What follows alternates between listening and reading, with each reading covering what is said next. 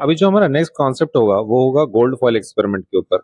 अभी जो gold foil experiment है ये हुआ था 1911 में और ये रुदरफोर्ड ने किया था।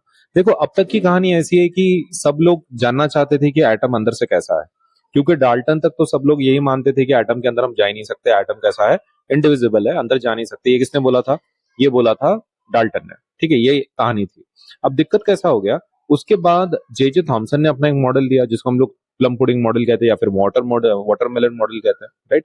अब जे जे थॉमसन के बाद जो एक्सपेरिमेंट किया था, जो मॉडल एक नया आया वो था रुदरफोर्ड का। अब रुदरफोर्ड का जो एक्सपेरिमेंट है वो है गोल्ड फॉइल एक्सपेरिमेंट। उनका वही लॉजिक है, मतलब रुदरफोर्ड का जो मॉडल है उनका, वो भी यही जानना चाहते थे कि एटम कैसा है अंदर से, और वो उनका जो एक्सपेरिमेंट है उसमें कुछ और नई चीजें देखने को मिली। तो रुदरफोर्ड ये जो साइंटिस्ट हैं, इनका कैसा था कि इनके पहले there were two suppose scientist जिनका सपोज नाम मेंशन कर सकते हैं, Hans Geiger and Ernest Marsden. अब ये क्या थे? परफॉर्म बाय, इन्होंने एक्चुअली गोल्ड फॉइल का एक्सपेरिमेंट किया था, लेकिन वो किनके अंडर किया था? रुदरफोर्ड के अंडर किया था। ठीक है, तो ये लोग साइंटिस्ट थे एक्चुअली गोल्ड फॉइल के ऊपर काम करने वाले, लेकिन उनकी किसके नीचे काम किया था? रुदरफोर्ड का। तो रुदरफोर्ड का नाम ही क्या है, आगे बढ़ गया है। अब रुदरफोर्ड ने इसके अंदर क्या यूज किया है? Gold foil. इसको गोल्ड फॉइल एक्सपेरिमेंट क्यों बोलते हैं? क्योंकि गोल्ड का एक फॉइल यूज किया है। फॉइल मतलब क्या? एक पतरा, एक लेयर, एक शीट। फॉइल का मतलब क्या होता है? एक छोटी सी पतली सी शीट इस्तेमाल की थी। अब गोल्ड को ही क्यों इस्तेमाल किया था?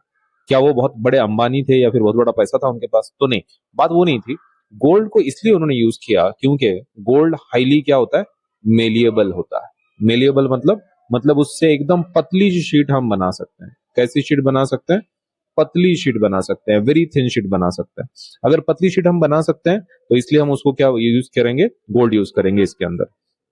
अब ये एक्सपेरिमेंट कुछ ऐसे काम करता है कि आपको सबसे पहले क्या लेना है? एक रेडियो एक्टिव मटेरियल लेना है, ठीक है, जिसमें से अल्फा पार्टिकल्स निकले, क्योंकि गोल्ड फॉइल के लिए कौन से पार्टिकल्स की जरूरत पड़ती है? अल्फा पार्टिकल्स की।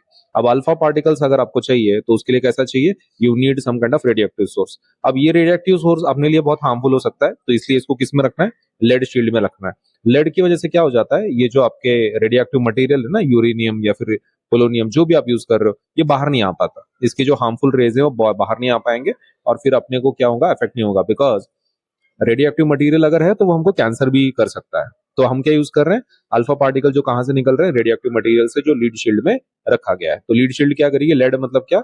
उसको पूरी तरह से प्रोटेक्शन देगी, उसको बाहर नहीं आने देगी उस रेडिएशन को। अभी हम किस में से पास कर रहे हैं? कॉलीमेटर में से। कॉलीमेटर में से इसलिए पास कर रहे हैं ताकि अपने को एक पर्टिकुलर रे मिले और वो एक ही दिशा से आगे जाए जहां पे अपने को चाहिए। अगर ये खुला रखेंगे तो क्या हो जाएगा? कोई भी रे किधर भी जाएगा तो हम उसको कंट्रोल नहीं कर पाएंगे। इसलिए हमने क्या डाला है? कॉलीमेटर डाला है, ताकि एक ही सीधी दिशा में अपने को अल्फा रेस का क्या मिले? एक बीम मिले। अब ये जो बीम ऑफ अल्फा पार्टिकल्स है, ये एक्चुअली क्या है? तो beam of alpha particles actually He2+ होता है। Now what is He? He is nothing but helium. तो क्या हम ऐसा बोल सकते हैं ये हीलियम आयन होता है? 2+ बोला है ना, देखो, अगर He बोलते तो वो एटम होता, लेकिन वो लोग क्या बोल रहे हैं? He2+ बोल रहे हैं। 2+ का मतलब आयन है, वो हीलियम का आयन है, हीलियम का कटायन टू बी एग्जैक्ट। तो एग्जाम में क्वेश्चन आता है कि अल्फा पार्टिकल्स होते क्या हैं? तो अल्फा पार्टिकल्स क्या होते हैं?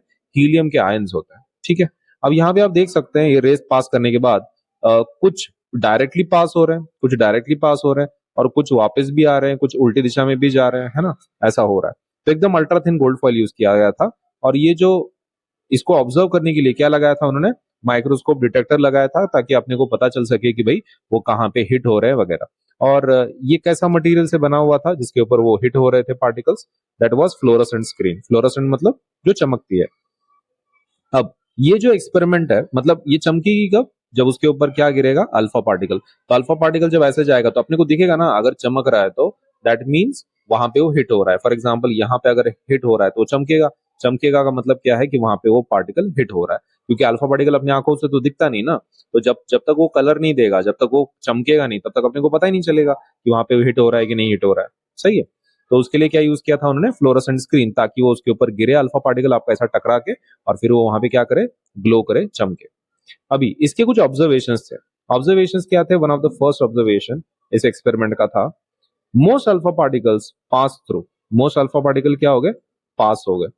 पास किस में से पास हो गए? एटम में से। आपका जो गोल्ड फॉइल है ना, मोस्ट ऑफ देम क्या हो गए? पास हो गए, सीधे सीधे पास हो गए।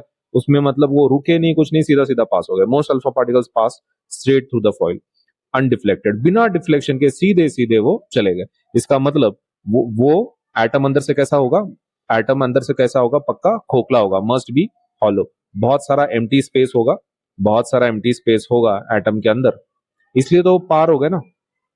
अगर बहुत सारा स्पेस ना होता तो क्या होता, आपका जो ये अल्फा पार्टिकल है वो क्या होता, डिफ्लेक्ट होता ना। लेकिन डिफ्लेक्ट हुआ क्या, नहीं हुआ, सीधा सीधा अगर पास हो गया है तो that means there is lot of space, lot of gap in the atom. सही, करेक्ट है। तो पहला ऑब्जर्वेशन क्या है, most alpha particles pass through, और इसका मतलब क्या हो रहा है कि बहुत सारे अल्फा पार्टिकल्स क्यों पास हो गए, because of space in your atom.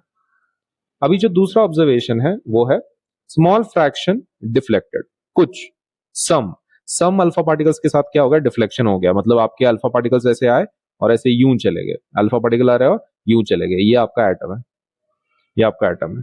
तो अल्फा पार्टिकल्स आया और थोड़ा सा डिफ्लेक्शन आपको देखने को मिला, थोड़े एंगल से, ज्यादा नहीं, थोड़े एंगल से डिफ्लेक्शन देखने को मिला। A small fraction of alpha particles were deflected by small and large angles scattering. ठीक है, तो स्मॉल एंगल से क्या हो गए, थोड़े से डिफ्लेक्ट हो गए। अब क्वेश्चन ये है कि अगर ये स्मॉल एंगल से डिफ्लेक्ट हो गए, अब आपको तो पता है, आपको तो पता है कि अल्फा पार्टिकल कैसा है, अल्फा पार्टिकल कैसा है, पॉजिटिव, है ना। अगर वो दूर जा रहा है किसी से, अगर वो किसी से दूर जा रहा है, दैट मींस एटम से, तो एटम के ऊपर कौन सा चार्ज होगा, पॉजिटिव होगा, क्योंकि पॉजिटिव पॉजिटिव ही क्या करता है, रिपेल करता है। अब रुदरफोर्ड को ये पता था, रुदरफोर्ड को पता था कि वो जो भेज रहा है वो अल्फा पार्टिकल है, और वो अल्फा पार्टिकल कैसा है, पॉजिटिव है। अगर वो किसी से दूर जा रहा है, इसका मतलब न्यूक्लियस कैसा होगा, पॉजिटिव होगा। तो ये उन्होंने एक लॉजिक लगाया कि इन्होंने, रुदरफोर्ड ने, कि भाई चलो ठीक है, अगर कुछ डिफ्लेक्ट हो रहे हैं, इसका मतलब आपका न्यूक्लियस कैसा है, पॉजिटिव है। Now came the third point, third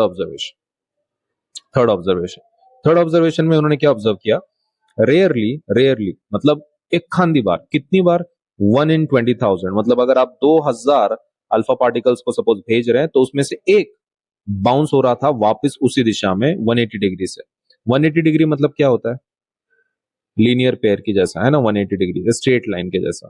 तो यहाँ पे क्या हो रहा था आपका, 1 in 20,000 ना, 20,000 जब आप भेजोगे तो उसमें का एक बाउंस बैक होके आ रहा था, मतलब जिस दिशा में गया उसी दिशा में क्या हो रहा था, वापस आ रहा था।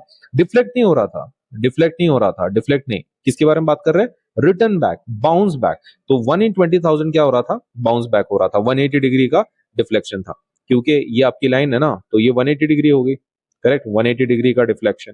सो रेयरली बाउंस बैकवर्ड्स। इसका मतलब क्या है, आपका जो न्यूक्लियस है वो पक्का कैसा होगा, बहुत डेंस होगा, और उसके ऊपर पक्का पॉजिटिव चार्ज होगा, काफी घना होगा, राइट, घना होगा, क्योंकि अल्फा पार्टिकल को वापस उसी दिशा में भेजने के लिए this should be very very very very क्या, डेंस होना चाहिए। अगर वो डेंस रहेगा तभी अल्फा पार्टिकल को इतना दूर वापस भेजेगा ना। ठीक है, सो गोल्ड फॉयल एक्सपेरिमेंट में क्या क्या याद रखना है, सबसे पहली चीज किसने दिया है, तो वो किसने दिया है, रुदरफोर्ड ने। गोल्ड फॉयल एक्सपेरिमेंट का ईयर 1911। कौन से मटेरियल को यूज किया था, गोल्ड को। तो गोल्ड को क्यों यूज किया था, क्योंकि वो हाईली मेलिएबल है।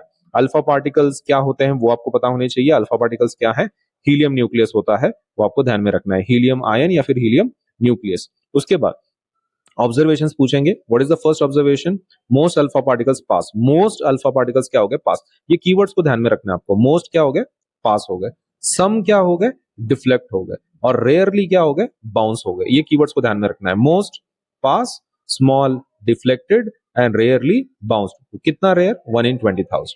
इतनी चीजों को ध्यान में रखें एग्जाम के लिए,